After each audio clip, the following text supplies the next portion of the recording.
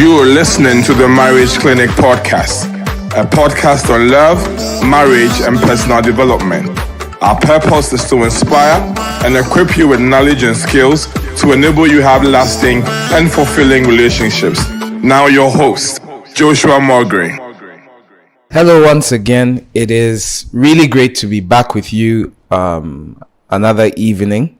That's if you're watching it from Ghana. If you're watching it from any other place, it could be any other time. So good evening to you, or whatever time it may be where you are. My name is Dr. Joshua Mulgrew, but as I like to tell you all the time, please feel free to call me Uncle Josh, and I will respond. This is the Marriage Clinic Podcast, a podcast about love, marriage, and your personal development. I want to take a moment to say thank you to all those who are liking and sharing this. This is helping other people to get this good content. And if you haven't liked, followed, and shared yet, please do that. And if it's possible, please leave a comment under any place you are watching or listening to this. It helps for more people to see what we are doing. So I started talking about keys to sexless dating, and I delved into last week, and I'm continuing this week. I delved into how to delay sex till marriage, because I've had so many people come up to me over time and say, we really want to abstain in this relationship. We've seen all the good things that come with abstaining, but it's difficult for us. Or we've tried to abstain and it didn't work. Or once in a while we get that lonely call where someone is distraught or crying and saying, we've waited so long, but we've slipped up. So I started talking last week about a couple of things that you can do that will help you be able to abstain while you are dating, or stay away from sex while you are dating. I gave a caveat that these points or these tips are for people who have decided they don't want to have sex. So if you have decided already that, hey, this sex thing, I don't agree. I want to have as much sex as possible while I'm dating before I get married. That is your choice. And I love this saying all the time. It says, you are free to make your decisions, but you are not free from the consequence of your decisions. So if that's the decision you've made, hey, it's entirely up to you. But this particular podcast is for those who really want to take a stand for various reasons, and I hope this helps. So, first of all, I said last week I talked about define what abstinence means for you. Decide what both of you want from the relationship. So it brings me to the next point, or if you're writing them down, this will be point 3. Point 3 says, communicate your decision to abstain before you enter the relationship. Communicate your decision to abstain before you enter the relationship. You see, you need to be upfront with the person you are dating, because they may have different expectations of the relationship as compared to what you want.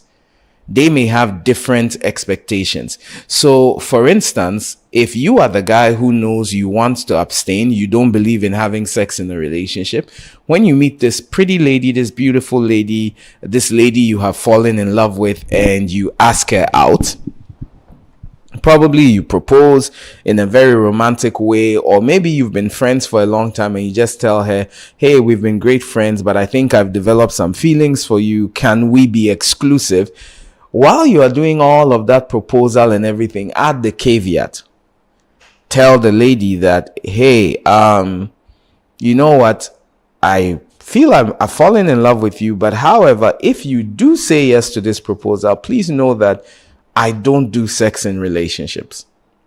Or if you are a lady and a guy proposes to you, you tell the guy, I still need some time to think about this to take a decision, but I want to be very clear with you. If I do say yes, I don't do sex in a relationship. Or before you say yes, you tell the person, I don't do sex in a relationship. What this does is that it gives the person the opportunity to back out without having made too much of an investment in the relationship already. Let the person know the terms and conditions of the relationship they're about to get into.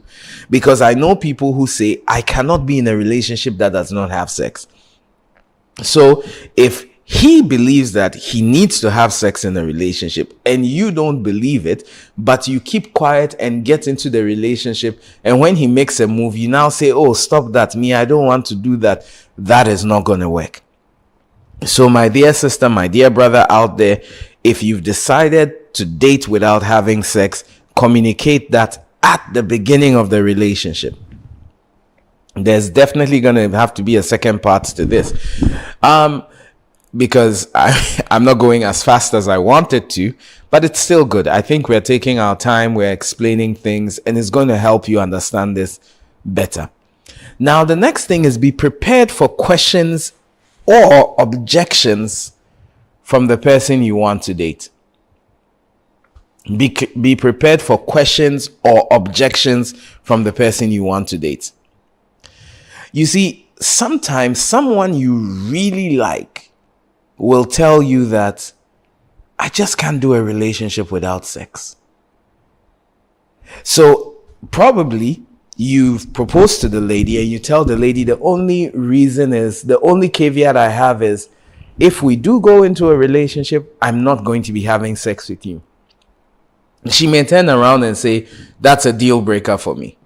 Because for me, I need to have sex. Or she'll say, and I've seen this trick being played on guys so often, it's not funny, where the lady says, I understand your stand that you don't want to have sex, but at least we should have it at least once so that I am sure that everything is working.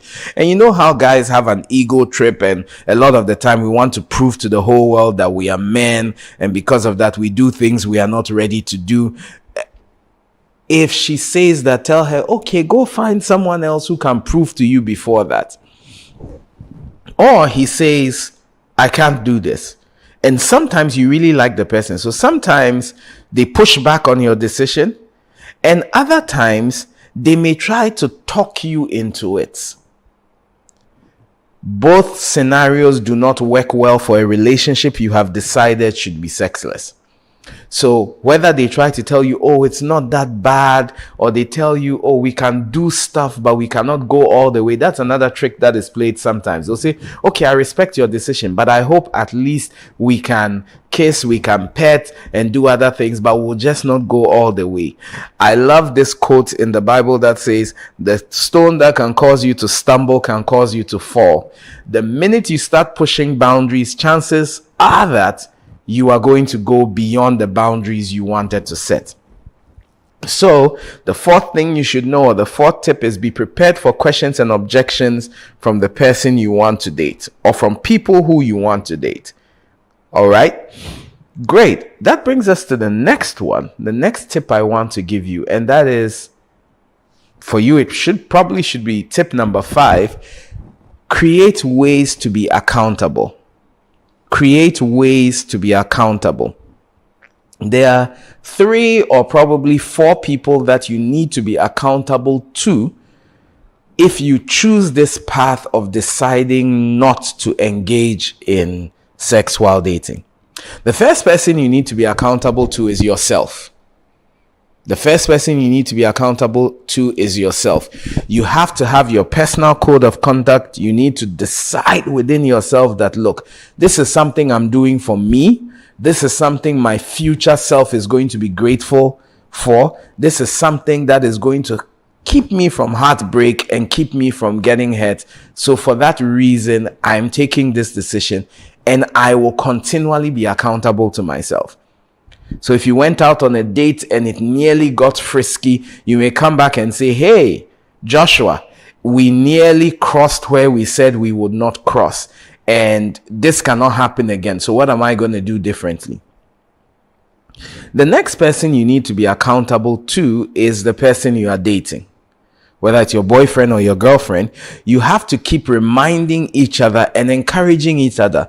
Because let me tell you the truth. The fact that you've taken the decision that you don't want to have sex in this relationship doesn't mean you will always feel like going according to the decision you've taken. I remember years ago, while I was still single at that point in time. A friend of mine and his girlfriend who had decided they were not going to engage in sex, there were times the lady will kick him out of the room and she'll say, we're on campus by then. She'll say, the way you are looking at me and the way you are being frisky, please go back to your hostel. So she was keeping him accountable. And vice versa, there were times he was keeping her accountable. So you have to keep reminding each other and encouraging each other. So when you realize that his hands are beginning to creep up your blouse, you grab his hand and you say, hey, Efo, please, we took a decision. I am going to help you. Or you realize that she is hugging you and she's lingering on the hug and she's beginning to behave like a cat. You tell her that, look, I'm a full-blooded man who really wants to rip your clothes off, and this kind of hug you are giving me is not going to help me. So you are accountable to each other. Then the third person you need to be accountable to is an accountability partner, someone we call an accountability partner. You need someone outside the relationship who agrees with your decision, who can keep checking up on you. So it could be a friend, it could be a mentor, preferably not a parent, but if you and your parents you roll like that, that's fine. It could be a parent, but there needs to be someone outside the relationship who you can be transparent to, who holds you accountable, who from time to time you engage with and the person says, hey, how's the abstinence thing going? And have you started crossing some boundaries? Or who you can tell that, look, the way I'm feeling, we are going on a date, but could you check up on me within the date so I know I'm doing the right thing? And so on and so forth. So you need someone you can be accountable to. Well, I've given you 3 more, but unfortunately we've run out of time.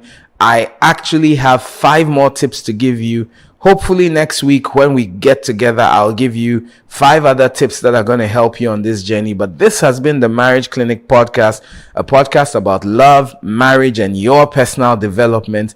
My name is Dr. Joshua Mogri, and as I love to tell you, call me Uncle Josh. We'll be back in a few seconds with Ask Uncle Josh. See you soon.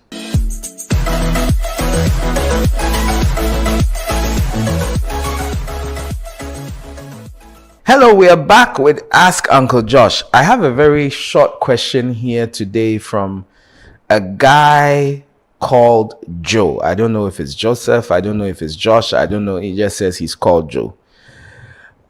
He says, do you have a particular person who is your Mrs. Right or Mr. Right? Is there a particular person who is your Mrs. Right or Mr. Right? So, Joe, if I understand you well, the question you are asking is you want to find out if there's a particular person on this planet that has been made for you. Some mythologies and some cultures believe that when you are born onto this planet, there's a particular person that has been made from you from creation, and you must search the planet and find the person. My answer to this question is Mr. and Mrs. Right are dead. There is not a particular person that is Mr. Right for you or was created for you. However, there are certain types of people that are right for you. I don't know if you've got there isn't a particular person you need, but there are certain types of people that you need. So as you, based on your temperament, based on who you are, there will be several women on this planet that a relationship will work out, and most likely a marriage will work out very well. However, it doesn't mean that there's only one of that type. Because if there was only one, what happens for those who lose their wives or their husbands? When your spouse dies, you're definitely going to remarry. And what happens when you propose to the person and the person says no, or the person marries someone else? So there's a yes and no answer to this. Yes, there's a Mr. and Mrs. Right, but there are a lot of them out there. And if you keep searching and you do the right things and you keep listening to the Marriage Clinic podcast and read the books I've written, most likely you're going to finally meet someone who is right for you. If you are a person of faith, there's a scripture that says that he who finds a wife finds a good thing and obtains favor from God. Now, it does not say he who finds the wife. It says he who finds a wife, which means that there are several out there that can be found. So I hope, Joe, this has helped you. Please do send in these questions. They really bring a breath of fresh air into the Marriage Clinic podcast. And it helps me to know what topics to prepare on for the next podcast. Take care. Enjoy the rest of your day. And I hope that this week is a blessed week for you. Bye-bye.